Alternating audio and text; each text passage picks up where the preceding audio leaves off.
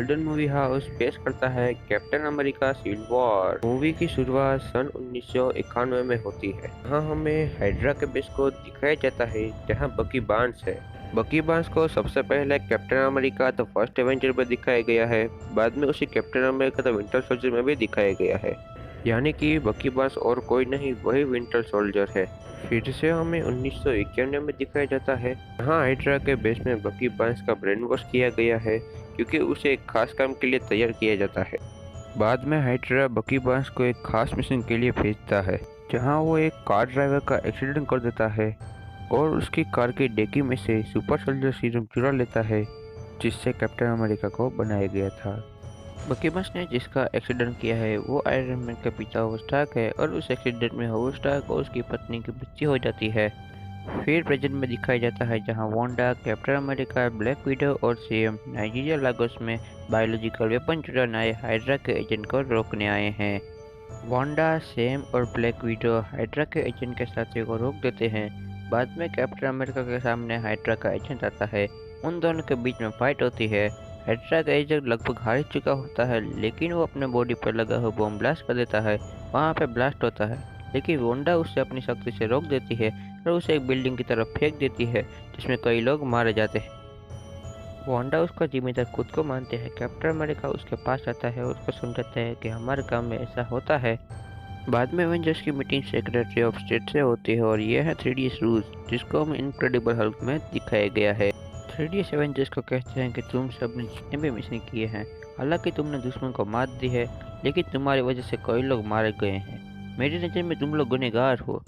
और वह उन सबको एक एग्रीमेंट देता है जिसका नाम है सोकोविया समझौता, जिसे एक साथ 17 देशों ने बनाया था, जिसके मुताबिक एवेंजर्स एक प्राइवेट ऑर्गेनाइजेशन नहीं रहेगा और संयुक्त राष्ट्र के अंतर्गत काम करेगा। फिर हमें हाइड्रा के एजेंट के घर पर दिखाया जाता है जहां जिमो हमला करके वो बुक चुरा लेता है जिसमें ट्रिगर वर्ड लिखे हुए थे जिससे सुपर सोल्जर को कंट्रोल किया जा सकता है। जिमो एक आतंकवादी है जिसके परिवार की मौत एज ऑफ अल्ट्रॉन में हुई थी, जिसका जिम्मेदार वो एवेंजर्स को मानता है। बाद में हमें एवेंजर्स के बेस में दिखाया जाता है जहां सुकोविया समझौता के ऊपर बहस करते हैं। आयरन मैन समझौते के ऊपर साइन करने के लिए तैयार है क्योंकि एज ऑफ अल्ट्रॉन के लिए वो खुद को जिम्मेदार समझता है। कैप्टन अमेरिका समझौते के लिए एग्री नहीं है क्योंकि वो अपने फैसलों पर यकीन करता है और किसी के अंडर काम नहीं करना चाहता। बाद में संयुक्त राष्ट्र की सभा में दिखाया जाता है जहां टीचरला यानी ब्लैक पैंथर भी होता है। वकांडा का राजा एवेंजर्स को शुक्रिया कहता है। में ब्लास्ट होता है जिसमें वकांडा के राजा की मृत्यु हो जाती है। बाद में न्यूज़ में देखते हैं कि ब्लास्ट के पीछे बकी बार्न्स यानी विंटर सोल्जर का हाथ है। वहाँ ब्लैक पैंथर बकी बार्न्स को मारने की कसम खाता है। कैप्टन अमेरिका को ब्लैक विडो से सब पता चल जाता है। बाद में बिचारेस्ट में बकी बार्न्स को देखते हैं। वो न्यूज़ में पढ़ता है कि संयुक्त राष्ट्र की सभा में बॉम्ब ब्लास्ट के जिम्मेदार विंटर सोल्जर यानी बकी बार्न्स है और वह पढ़ के वो डर जाता है। कैप्टन अमेरिका बकी बार्न्स के घर पे जाता है। बकी बार्न्स कैप्टन को पहचान नहीं पाता कि कैप्टन उसका दोस्त है। कैप्टन यानी स्टीव रोजर्स उसे कहता है कि तुमने मेरी जान बचाई थी इसलिए मैं तुम्हें बचाना चाहता हूँ। वहाँ पे यूएन आर्मी हमला कर देती है लेकिन बकी बार्न्स वहाँ से भाग जाता है। तभी वहाँ पे ब्लैक पैंथर बकी बार्न्स पे अटैक करता है। उन दोनों के बीच में फाइट होती है। बकी बार्न्स उसके बचकर भाग जाता है। ब्लैक पैंथर उसका पीछा करता है। कैप्टन और सैम भी उसका पीछा करते हैं क्योंकि वो बकी बार्न्स को बचाना चाहते हैं। ब्लैक पैंथर बकी बार्न्स को पकड़ लेता है। तभी वहाँ आयरन मैन का फ्रेंड जेम्स रूड आ जाता है जो एक आर्मी ऑफिसर है।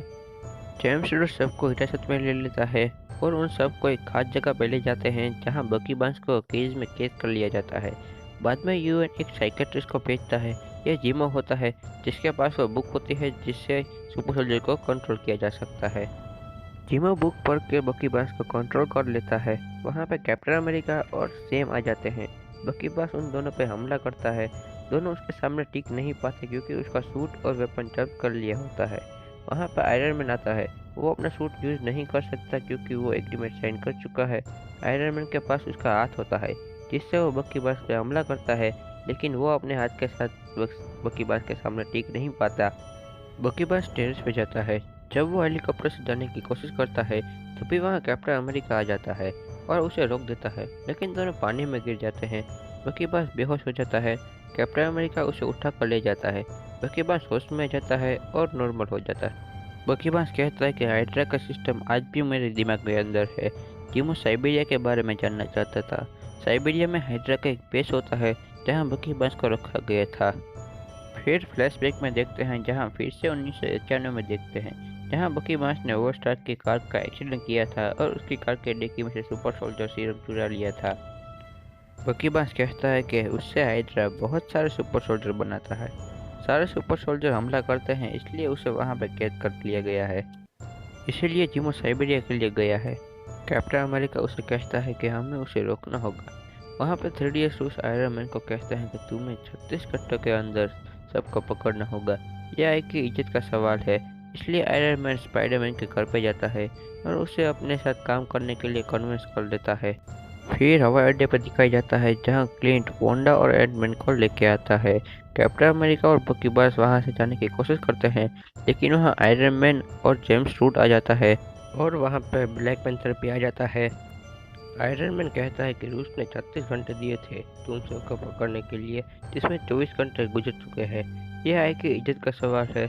आयरन मैन कहता है कि तुम्हारे दोस्त ने कई मासूम लोगों की जान ली है। कैप्टन अमेरिका कहता है कि उसके जैसे 5 और सुपर सोल्जर है। मैं उस साइकियाट्रिस्ट को उनके पास नहीं पहुंचने दूंगा। वहाँ पे 2 टीम हो जाती है जहाँ कैप्टन अमेरिका की टीम में एंटमैन, वांडा, क्लिंट, सैम और बकी बास होते हैं और आयरन मैन की टीम में जेम्स रूट, Black Widow, Black Panther, Vision और स्पाइडरमैन होते हैं। उन दोनों टीम के बीच में फाइट शुरू हो जाती है। एंटमैन बड़ा हो जाता है जिससे कैप्टन अमेरिका और बकी बास को वहाँ से निकलने के लिए मौका मिल जाता है। कैप्टन अमेरिका और बकी बास क्वीन जेट में बैठ के साइबेरिया के लिए निकल जाते हैं। आयरन मैन और रूडी उसके पीछे जाता है। सैम भी उसका पीछा करता है। रूडी विजन को कहता है कि तुम अपनी शक्ति से सैम को नीचे गिरा दो। विजन अपनी शक्ति से सैम पर हमला करता है। सैम वहाँ से हट जाता है जिससे किरण रूडी के आग रिएक्टर पर लगता है जिससे रूडी नीचे गिरता है। आयरन मैन और सैम रूडी को बचाने के लिए नीचे जाता है लेकिन वो उसके पास नहीं पहुंच पाते और रूडी नीचे गिर जाता है। आयरन मैन नताशा को कहता है कि नीचे गिरने के कारण रूडी की रीढ़ की हड्डी में चोट आई है। बाद में आयरन मैन को पता चलता है कि यूएन ने जिस साइकियाट्रिस्ट को भेजा था उसका किसी ने खून कर दिया है। उसकी बॉडी होटल में पाई गई है और उसके पास एक मास्क भी था जो हूबहू बकी बास से मिलता है। आयरन मैन समझ आता है कि इसके पीछे जिमो का हाथ है और बकी बास को फंसाया गया था। फिर हम देखते हैं कि जिमो साइबेरिया के उस बेस में पहुंच गया है। फिर आयरन मैन वहां पर जाता है जहां सबको कैद कर लिया गया होता है। आयरन मैन सैम के पास जाता है और सैम को कहता है कि ब्लास्ट के पीछे बकी बास का नहीं जिमो का हाथ है। मुझे बताओ कैप्टन कहाँ गया है, उसे हेल्प की ज़रूरत है। सैम कहता है कि तुम्हें वहाँ अकेले जाना होगा। आयरन मैन वहाँ से निकल जाता है। आयरन मैन अपना सूट पहन लेता है और साइबेरिया के लिए निकल जाता है। ब्लैक पैंथर उसका पीछा करता है। फिर हम देखते हैं कि कैप्टन अमेरिका और बकी बास वहाँ पे पहुँच गए हैं। आयरन मैन भी वहाँ पे पहुँच गया है। दोनों के बीच में सुलह हो जाती है। तीनों जब बेस के अंदर जाते हैं तभी वो देखते हैं कि सारे सुपर सोल्जर को किसी ने नींद में ही गोली मार दी होती है। फिर जिमो बोलता है जो एक चैम्बर में होता है जिसे रशिया ने वर्ल्ड वॉर 2 में बनाया था। जिमो कहता है कि वकांडा के राजा को मैंने मारा है और वो ब्लास्ट भी मैंने किया था। और वहाँ पे ब्लैक पैंथर सब सुन लेता है। जिमो वहाँ पे एक सीढ़ी चलाता है जो 1991 की होती है। आयरन मैन कहता है कि इस सड़क को मैं जानता हूँ, यहाँ पे मेरे मॉम और डैड का एक्सीडेंट हुआ था और उसकी मौत हुई थी। बाद में सीडी में दिखाया जाता है कि कैसे की बस ने ओवरस्टार की कार का एक्सीडेंट किया था और ओवरस्टार को और उसकी पत्नी को मारा था। वो देख के आयरन मैन कैप्टन से पूछता है कि क्या तुम्हें सब पता था।